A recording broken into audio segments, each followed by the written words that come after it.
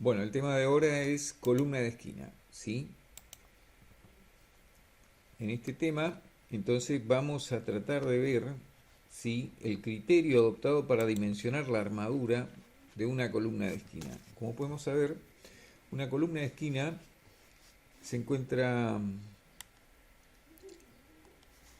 ¿sí?, en la esquina del edificio, obviamente, y tenemos varias partes donde la longitud de pandeo será la altura entre dinteles de viga y el fondo, la parte superior de la losa, ¿sí?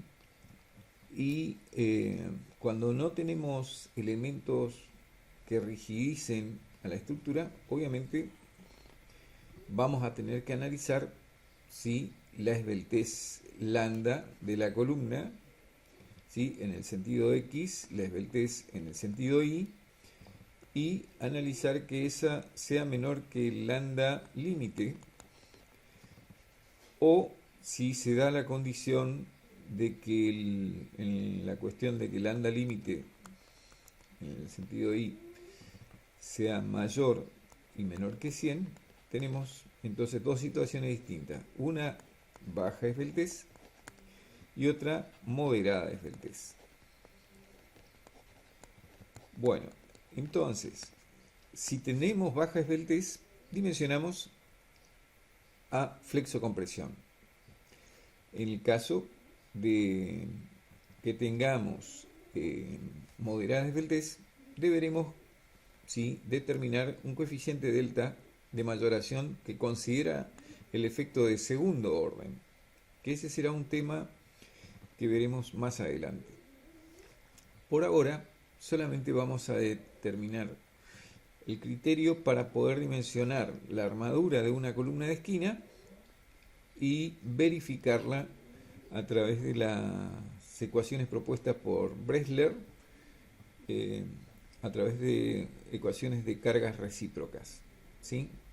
Entonces, el criterio es el criterio de la ASI 318, ¿sí? En sus cuadernos de práctica recomienda este siguiente método que veremos a continuación.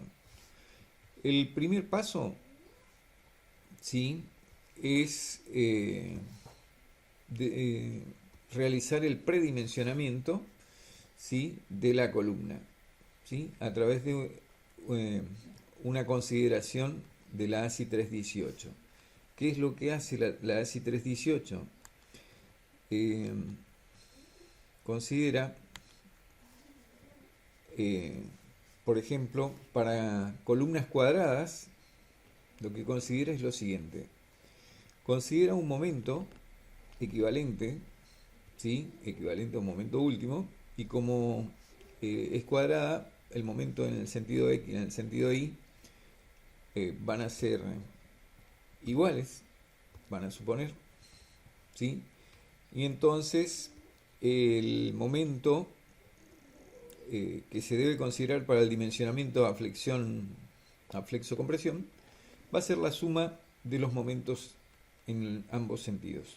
Obviamente que los momentos que tendremos en la columna de esquina, si esta es la columna de esquina, vamos a tener en el sentido X un momento mnx y en el sentido Y vamos a tener un mni distinto. Entonces, para predimensionar vamos a considerar la suma de los dos momentos y entonces determinamos, como si fuera una columna de borde, vamos a determinar cuál es la cuantía geométrica necesaria para esa sección de hormigón. Bueno, y en eso consistiría para columnas cuadradas. Ahora, tengo otro método que es para columnas rectangulares. Vamos a seguir con la columna cuadrada. El segundo paso es determinar si la excentricidad que se produce. Entonces, conociendo el momento en el sentido X dividido la carga última, que es la carga que está recibiendo la columna, ¿sí?, debido a las reacciones mayoradas de la losa, de las vigas, ¿sí?, de todo elemento estructural que descargue su peso sobre esta columna. Entonces, vamos a determinar una excentricidad, ¿sí? Sabemos que momento es igual a una fuerza por distancia. Entonces, si yo quiero saber esa distancia, que es la excentricidad, será el momento dividido la fuerza. Y bueno, lo que sacamos es esa excentricidad que se produciría debido a la acción de ese momento. Con esta fórmula, nosotros entramos en el diagrama de interacción y determinamos la carga PNX0. ¿Cómo lo hacemos? Vamos a ver.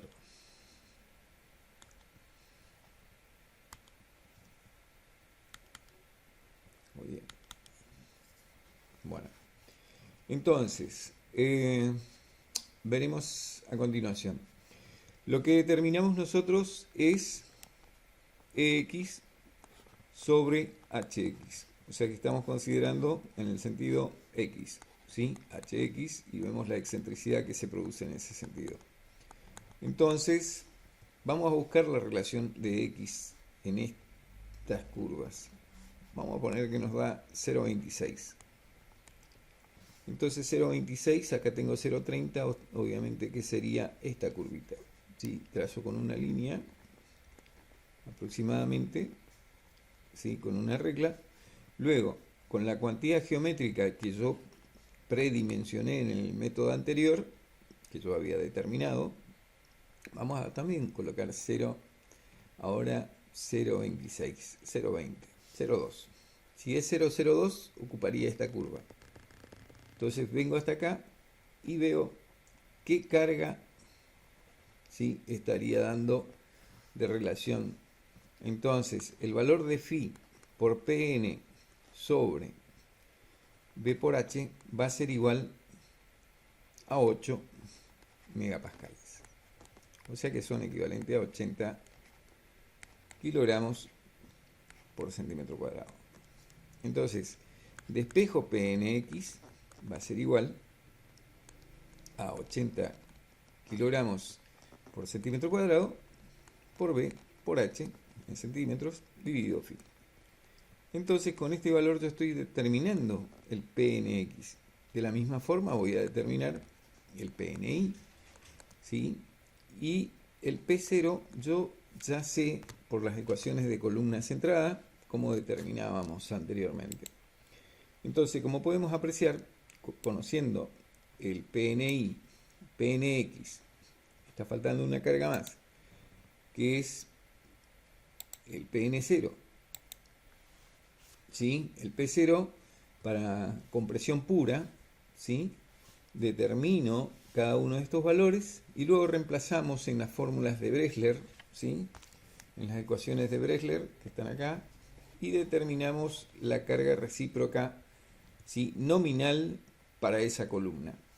Entonces, el Pn va a ser igual, ¿sí?, a la inversa del resultado que obtenga acá, obviamente. ¿Sí? Entonces, con este valor de Pn determinado, puedo verificar directamente, ¿sí?, según la ASI 318, la resistencia de diseño debe ser siempre mayor que la resistencia requerida. Y bueno, si verifica esas condiciones, estamos en buenas condiciones. Si no, vamos a tener que aumentar la armadura o la sección de hormigón. También, para poder saber si esta fórmula es correcta en la aplicación, debe tener la siguiente verificación, ¿sí? Debe ser que el Pn que me da del cálculo, obviamente, debe ser, ¿sí?, mayor que el 10% de la carga de compresión pura. Si esa verificación no se da, obviamente deberé tener otro criterio para el dimensionamiento. Vamos a ver ahora una columna rectangular. ¿Qué sucede con la columna rectangular? Cuando la columna es rectangular, lo que vemos es que la fórmula para predimensionar va a estar en función de los lados de la columna. Entonces, voy a determinar un nuevo MI, ¿sí?, y siempre con el valor menor. B es menor que H, obviamente, y determinar el valor de la cuantía geométrica necesaria, ¿sí? Para ese criterio de predimensionamiento. Luego realizamos de la misma forma que la columna cuadrada, determinamos Pnx, Pni con el diagrama de interacción, ¿sí? Y reemplazamos en la fórmula de Bressler, ¿sí? Obviamente que la columna que tenemos que usar, por las dudas, es una columna para cargas distribuidas en todas sus caras, ¿sí? Eso es lo que debemos tener cuidado. Aparte de tener cuidado del diagrama de interacción que elijamos, de la tensión especificada de cálculo del hormigón, ¿sí?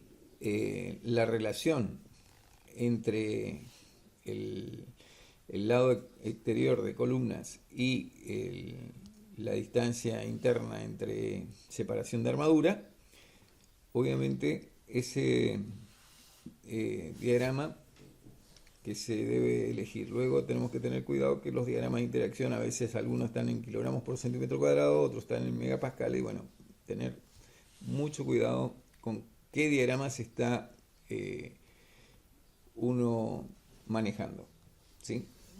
Bueno, una vez que tenemos los valores de Pnx, Pn0, tenemos que pasar al siguiente criterio, que es el determinar la carga, si Pn, si con esta fórmula nosotros podemos determinar el valor de Pn, con el valor de Pn podemos verificar si el criterio de resistencia de diseño mayor que la resistencia requerida, y también debemos verificar que la carga nominal del hormigón, ¿sí?, debe ser mayor que el 10% de la carga de compresión pura. Lo único que debemos tener mucho cuidado es que cuando la distancia entre armaduras es mayor que el diámetro del estribo, de 15 veces el diámetro del estribo, debemos recurrir a colocar una armadura que impida, ¿sí?, eso es lo que pide el reglamento. También puede ser de otra manera la armadura, colocarla en este sentido. Podría engancharla así o hacer otro estribo que sujete en ambos sentidos. El mejor de todo para mí sería este criterio, pero no sé, cada uno tendrá una idea distinta. Y bueno, en eso consiste más o menos el criterio de dimensionamiento de la armadura en columnas de esquina. Es el uso más que nada del diagrama de interacción, ¿sí? Y bueno, hasta acá